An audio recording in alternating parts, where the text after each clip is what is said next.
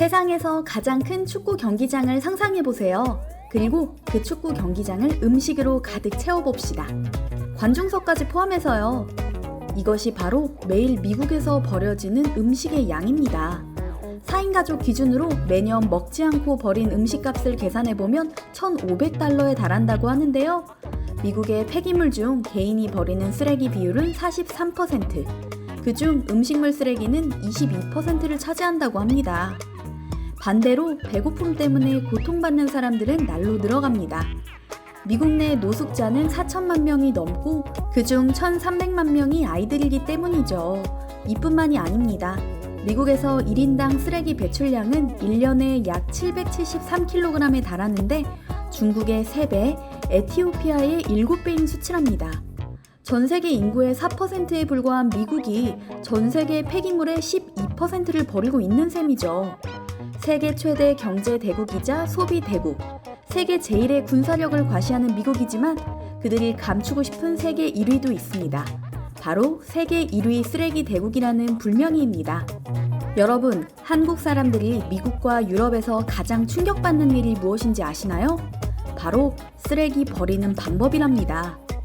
쓰레기를 버리는 방법에 대해 특별할 게 뭐가 있냐고 할 수 있지만 사실 그렇지 않습니다. 무늬만 재활용인 분리수거는 물론 음식물 쓰레기를 일반 쓰레기와 같이 버리는 모습에 한국인 대부분이 경악한다고 합니다. 일부 가정에는 음식물 분쇄기가 싱크대에 설치되어 있어 음식물을 갈아서 하수구로 흘려보내는데 그렇지 않은 경우는 그냥 버리는 거죠. 심지어 분리수거 또한 법적인 의무가 아닙니다. 종이, 캔, 플라스틱, 유리병 등을 구분 없이 버리는데 이조차 하지 않는 경우도 많답니다. 일단 한 군데에 모아서 수거한 후에 분리하는 형식이랍니다. 20년 가까이 철저한 분리수거와 음식물 쓰레기 분리를 해온 한국인들에게는 컬처 쇼크일 수밖에 없습니다. 이런 이유로 쓰레기를 버릴 때마다 죄책감이 든다고 말하는 우리 동포도 있는데요. 시장 조사 기업 스태티스타에 따르면 싱가포르와 한국의 쓰레기 재활용 비율은 59%로 아시아 국가 중에서도 매우 높은 편입니다. 반면 미국은 그 절반 수준인 26%에 불과하죠. 그런데 요즘 미국이 한국의 이것을 본으로 따라하기 시작했다고 합니다. 한 주민이 기계에 카드를 대고 음식물 쓰레기를 버립니다.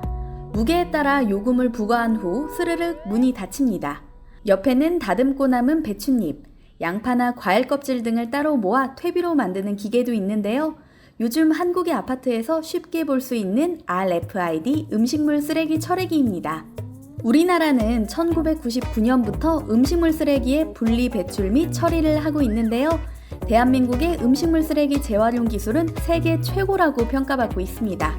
특히 감량기를 통한 음식물 쓰레기 재활용은 국내에서 사용한 지 벌써 15년이 넘어갔는데요. 미국은 이제서야 도입하고 있는 것이죠. 한국의 음식물 쓰레기 처리기는 친환경적일 뿐만 아니라 경제적이기까지 합니다. 이 기계를 도입한 후로 서울시의 음식물 쓰레기 발생량이 10% 이상 줄었다고 합니다. 톤당 음식물 쓰레기 처리 비용이 약 18만 원임을 고려하면 최소 100억 원을 아낀 것입니다. 무선 주파수 인식 기술 RFID를 이용할 경우 배출한 음식물 쓰레기의 무게만큼만 비용을 내기 때문에 사람들 스스로 음식물 쓰레기를 줄이고자 노력하게 되는 장점이 있습니다. 게다가 한국의 RFID 음식물 쓰레기 처리기는 세계적 권위를 자랑하는 국제 환경상을 수상하기도 했습니다. 미국의 환경연구단체가 환경사업과 온실가스 감축 활동에서 뛰어난 성과를 이룬 기업에게 수여하는 상인데요. 아시아에서는 유일하게 한국환경공단이 받았답니다. 이 시스템을 보며 심사위원들은 어떻게 이런 발상을 할 수 있는지 한국인의 똑똑함에 감탄했다고 합니다. 미국 PBS 방송도 콜로라도주 주민들에게 한국의 RFID 음식물 쓰레기 처리기를 소개했습니다. 미국인들은 자신들은 상상조차 하지 못한 방법에 무척 놀랐다고 하죠. 분리수거도 종류별로 빈틈없이 하는 한국인들의 모습에 수준 높은 시민의식을 느꼈다고 말합니다. 사실 그동안 미국이 쓰레기 처리에 소극적인 태도를 보인 것은 이유가 있었습니다. 중국이 있었기 때문입니다. 중국은 지난 수년간 전 세계 재활용 폐기물 처리를 도맡아 왔습니다. 미국 컬럼비아 대학교 연구에 따르면 미국은 1,600만 톤의 재활용 쓰레기를 중국으로 수출했는데 이때 중국은 제조업이 호황을 누리던 시기라 수입한 폐기물을 원료로 삼았습니다. 그러나 실제로 수입된 쓰레기의 3할 이상은 재활용이 불가능해서 중국의 시골과 바다를 오염시켰죠. 결국 중국은 2018년 쓰레기 수입을 금지합니다. 자국의 환경과 국민 건강을 보호한다는 이유였습니다. 미국은 처치 곤란해진 쓰레기를 치우기 위해 7만여 개의 컨테이너를 구해 재활용 쓰레기를 베트남과 말레이시아, 태국 등지로 보냈습니다. 캐나다도 18%나 되는 미국 플라스틱 쓰레기 수출을 받을 정도였으니 미국이 얼마나 패닉에 빠졌는지 느껴지실 거예요. 갈 곳 없는 쓰레기 난관에 빠진 미국. 무엇이든 해봐야겠다는 생각으로 여기저기 둘러보다 한국의 RFID 음식물 쓰레기 처리기를 발견한 것입니다.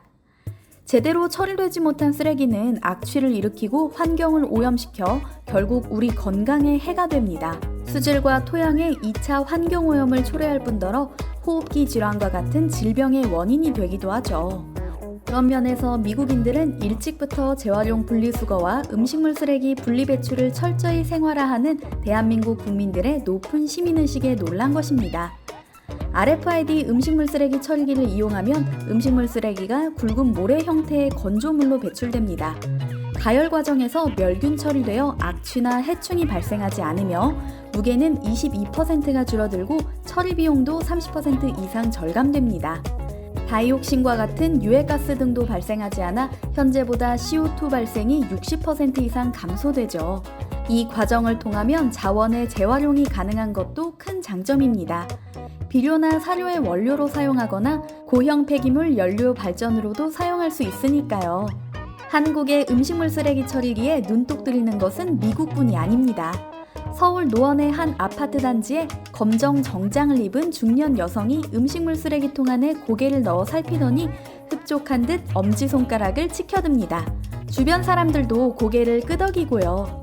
중년 여성은 바로 홍콩의 환경부 차관인 애니사 웡인데요.